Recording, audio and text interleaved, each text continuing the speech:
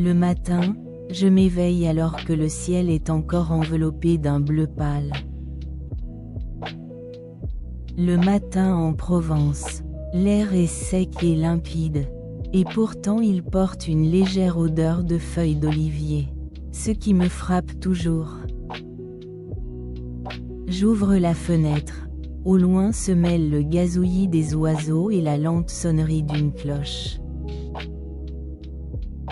Je commence par un petit déjeuner léger. Je tranche une baguette. J'y étale du beurre et de la confiture d'abricot. En sirotant un café au lait, je regarde le soleil du matin se faufiler dans le jardin.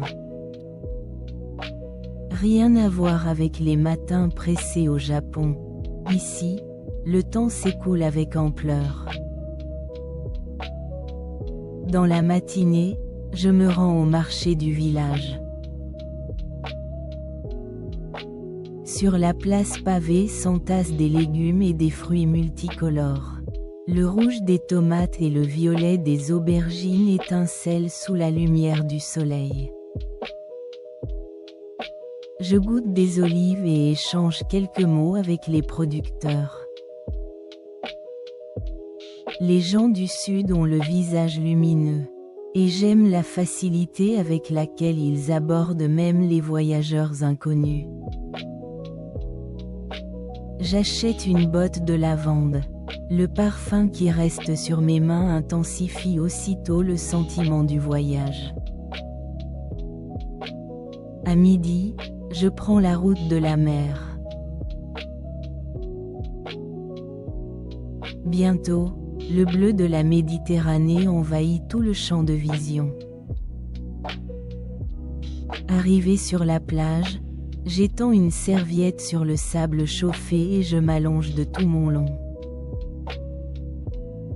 J'écoute le va-et-vient des vagues et j'accueille l'ardeur du soleil derrière mes lunettes.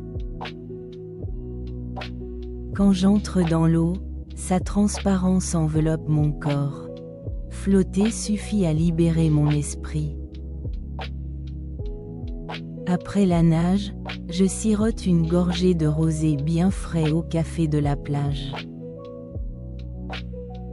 Au contact du verre embué, la fournaise de l'après-midi semble s'éloigner d'un coup. L'après-midi, je déjeune un peu tard. J'arrose un poisson grillé de jus de citron et l'accompagne d'une salade niçoise. La focaccia achetée à la boulangerie du coin est d'une étonnante saveur dorée. Après le repas, mon corps s'enfonce naturellement dans le canapé. Au chant des cigales, je fais une brève sieste.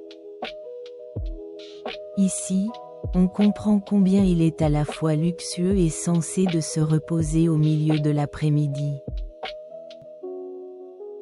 Le soir venu, je flâne dans un petit village perché.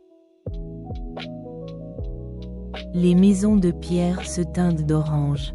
Le soleil couchant caresse doucement les murs. En débouchant d'une ruelle étroite, j'arrive à une terrasse d'où la mer se déploie.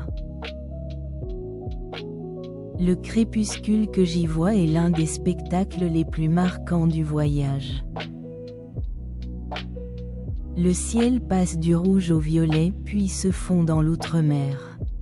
Je ne fais rien d'autre que de rester là, immobile, pour l'accompagner.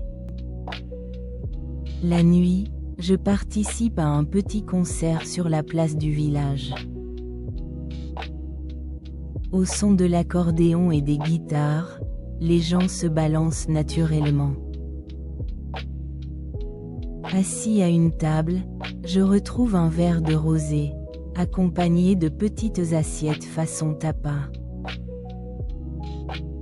Entouré de rires et d'applaudissements, je sens sur ma peau la chaleur singulière des nuits du Sud.